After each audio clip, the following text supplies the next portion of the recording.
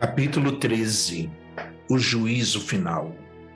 O julgamento de Deus será a partir das escolhas que conscientemente fazemos.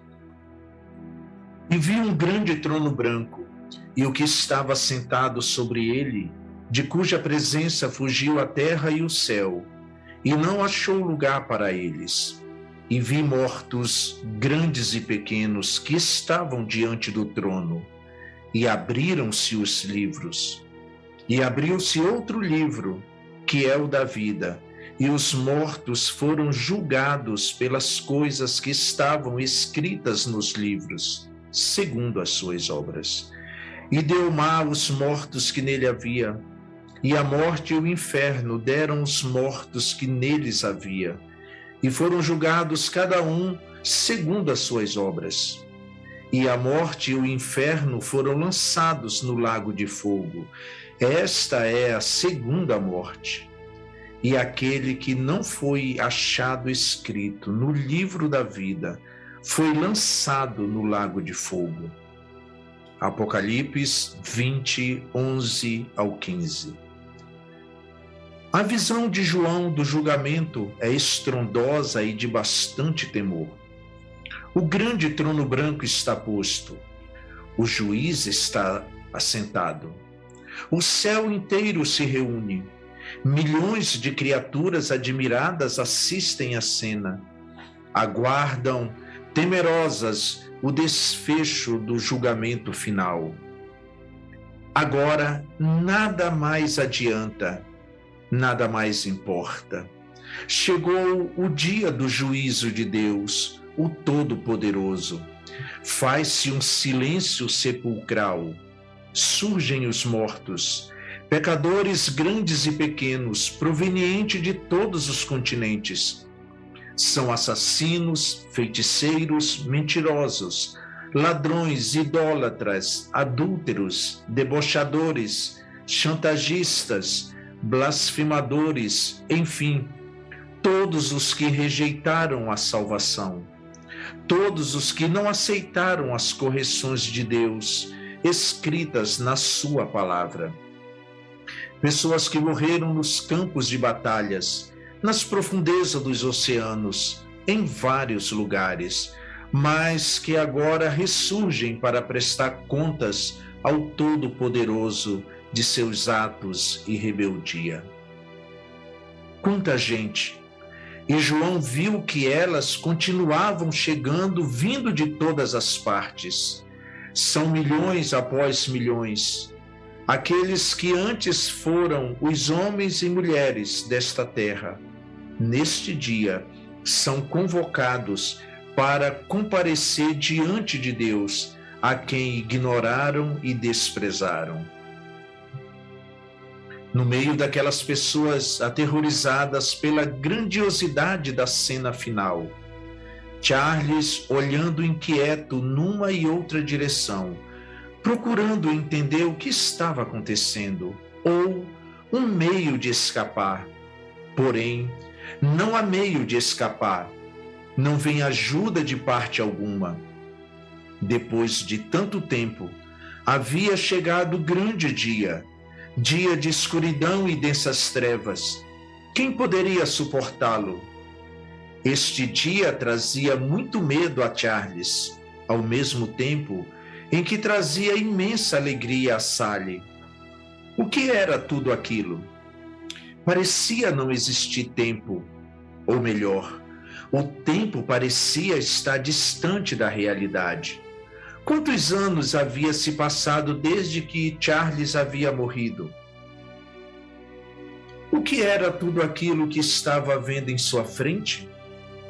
Multidões de um lado a outro, vozes, escuridão, ao mesmo tempo muitos focos de luz. Tudo começou a ficar muito assustador para Charles. Ele tem a visão de um grande trono branco já posto. Ele quer fazer parte daquilo, é lindo, mas quando ele olha para si mesmo, só vê imagens feias e assustadoras. Há muitas pessoas, O céu e a terra aparecem reunidos em um mesmo lugar. Milhões de criaturas assistindo à mesma cena. Qual será o desfecho de tudo isso? Ou melhor, o que é tudo isso? Charles, sinceramente, prefere não ouvir a resposta. É chegado o dia do juízo de Deus, o Todo-Poderoso.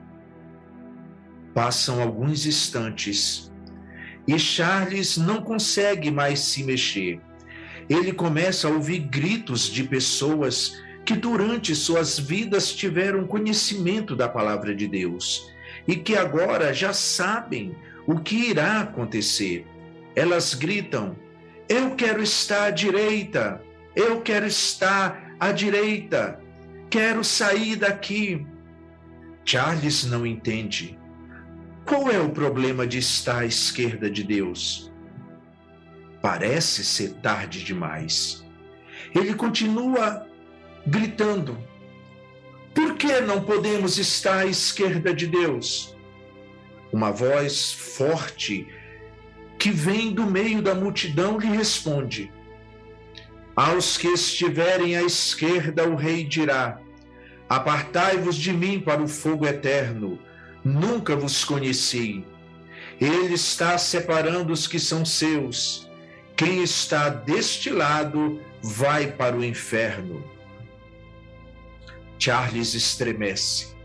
Não tem como mudar o percurso de uma vida toda em alguns segundos. Ele negou a Cristo.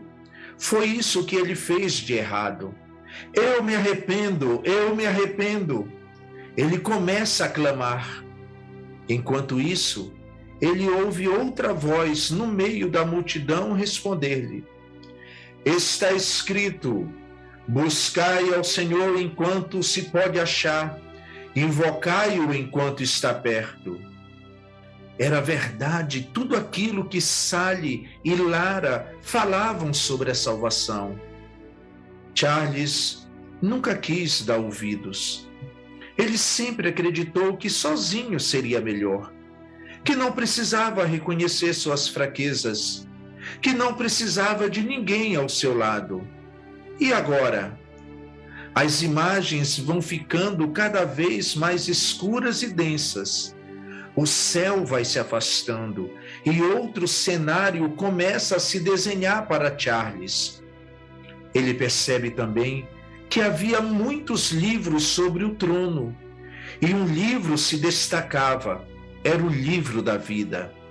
Charles, assustado e temeroso, observa que todos os que não tinham seus nomes escritos no livro da vida eram condenados e lançados no lago de fogo. E paira no ar um único pensamento que o inquieta muito: está o meu nome ali, escrito no livro da vida? Finalmente chegou a sua vez. Charles está diante daquele que estava sentado sobre o trono. E abriram-se os livros. E abriu-se outro livro, que é o da vida. Ele está extremamente apreensivo. Afinal, na Terra nunca tentou provar que Deus não existia, mas viveu como se Deus não existisse. E agora? Deus então faz uma pergunta ao anjo: o nome do Charles está escrito no livro da vida? Imediatamente o anjo começa a procurar, e na medida que o tempo ia passando, Charles ficava mais angustiado e procurava ler as expressões faciais do anjo, e a leitura que ele fez o deixava cada vez mais preocupado. Com um semblante muito triste, o anjo olha para Deus e diz: o nome do Charles não consta no livro da vida. E aquele que não foi achado escrito no livro da vida foi lançado no lago que arde com fogo e enxofre. Apocalipse 20:15.